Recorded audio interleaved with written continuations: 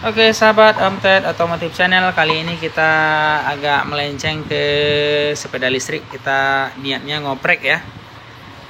Nah ini kita ngoprek, bukan ngoprek apa, upgrade ya, upgrade.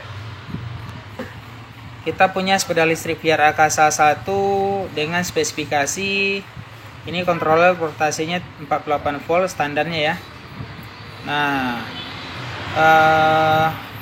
maksimal ampernya ini, currentnya 30, toleransinya 1 ampere ya. Ini sine wave.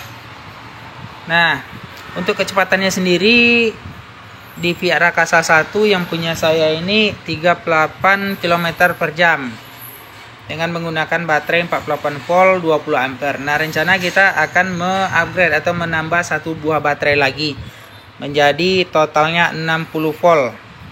Nah untuk secara penambahan baterai ini, kalau tegangannya kita naikkan, otomatis nanti kecepatannya akan bertambah. Tapi kalau untuk mencari torsi, kita harus menaikkan torsi atau jarak tempuh ya. Kita harus menaikkan daya dari baterai tersebut, atau berapa ampernya kita naikkan nanti. Yang standarnya 17 kita jadikan 20, atau kita naikkan lebih dari itu, tergantung kontrolernya sanggup menerima atau tidak. Oke, sip.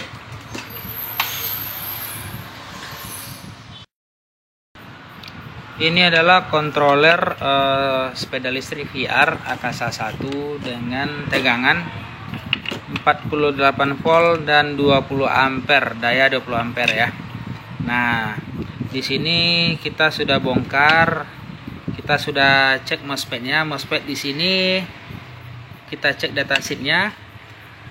Daya yang mampu ditampung oleh MOSFET ini 120 ampere dan tegangan 80 volt. Nah, kelebihan dari controller bawaan VR Akasa ini, dia sudah menyediakan soket. Nah, dia menyediakan soket pilihan tegangan 48 volt dan 60 volt. Jadi ini bahasa Mandarin ya. Nah, kalau artinya, jika soket disambung maka tegangan yang dipilih 48 volt, dan jika dilepas maka tegangan yang dipilih 60 volt. Jadi standarnya 4 buah baterai ya, 4 buah aki 12 volt, jadi 48. Jadi andaikan teman-teman mau me-upgrade menjadi 5 buah aki, 5 buah baterai, cukup melepas mana tadi soket ini. Nah, cukup melepas soket ini saja. Nah, jadi controller sudah membaca kalau baterai yang kita pasang itu sudah 5 buah ya, dengan tegangan 60 volt totalnya. Nah, oke. Nah, sekarang banyak keluhan sepeda listrik itu agak loyo, kurang bertenaga. Nah, kita bisa sedikit mengoprek bagian ini ya, resistor sign-nya, sound resistor ini. Nah, itu keselip,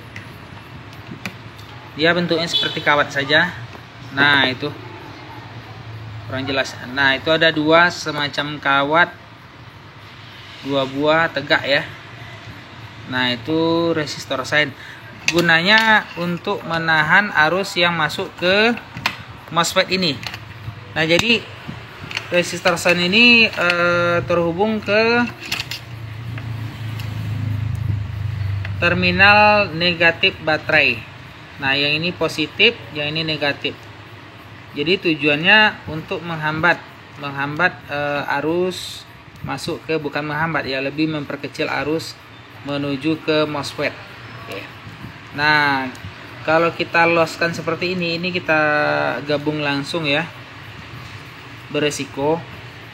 Tapi apa boleh buat, kita mengejar torsinya, jadi harus kita sambung langsung. Jadi bagi teman-teman nanti yang ingin mencoba, silakan, tapi dipikirkan dulu resiko kedepannya bagaimana. Apakah kabel DC-nya panas atau MOSFET-nya panas. Jadi kalau MOSFET-nya panas, perlu mengganti, atau bukan mengganti ya, atau menambahkan heatsink yang ini ya, heatsink covernya ini, atau memberikan kipas. Nah, nanti apakah mau pakai semacam reducer atau step down untuk menurunkan tegangan dari 60 volt menjadi 12 volt untuk pemasangan kipas pendingin. Oke. Jadi ini secara simple ya. Secara simple untuk mengupgrade controller sepeda listrik VR Akasa 1. Nah, berlaku juga untuk controller sepeda listrik lainnya, tapi berbeda-beda ya. Bagi yang sejenis mungkin bisa, tapi yang berbeda jenisnya nanti coba dipelajari lagi. Dia ada yang soketnya udah jadi ya, kayak yang merek-merek Fotol atau yang bawaan dari Pacific Vertec. Itu sudah soketnya sudah jadi semua. Kalau ini masih soket-soket terpisah. Jadi kalau untuk upgrade kita lebih suka yang ini karena bebas kita bereksperimen. Oke, sip. Sedikit penjelasan tentang upgrade torsi sepeda listrik VR Akasa. Nah, di sini menggunakan 12 MOSFET. Jadi masing-masing ini kan ada tiga fase nih ya, 1, 2, 3 untuk BLDC-nya. Jadi masing-masingnya dilayani oleh 4 buah MOSFET. Oke. Coba silakan lihat sendiri, hitung ya. 4 buah MOSFET. Nah, oh ya, lupa saya menjelaskan ya. Ini tadi pilihan 48 ke 60 volt. Jika dicabut maka kita bisa memberi baterai satu lagi menjadi 60 volt totalnya. Nah, kebanyakan teman-teman ada yang mengupgrade elko-nya menjadi 80 volt atau 100 volt, intinya di atas tegangan kerja tegangan baterai ya.